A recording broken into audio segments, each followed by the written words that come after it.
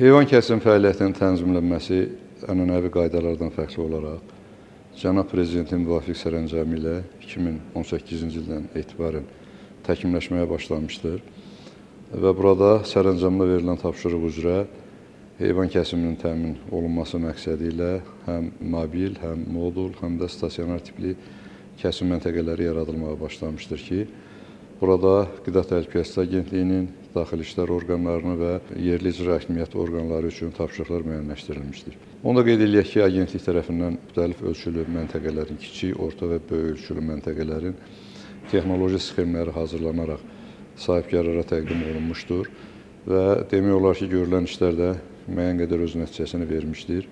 Heyvan kəsim məntəqələri ölkənin bioloji təhlükəsizlik sisteminin, qida zəncirinin nəzarət sisteminin mühüm bir hissəsidir. Burada heyvanlar kəsilərkən onların sağlamlıq vəziyyətinə nəzarət olunur.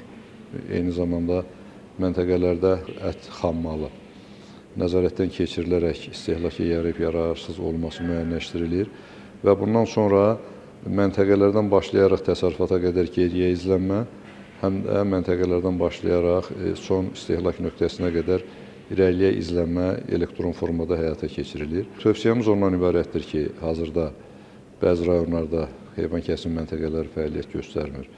Sərəncamdan irəli gələn tapşırıqlara uyğun olaraq bu məntəqələrin yaradılması təşviq edilsin və sahibkarların marağından və potensialından istifadə olunsun.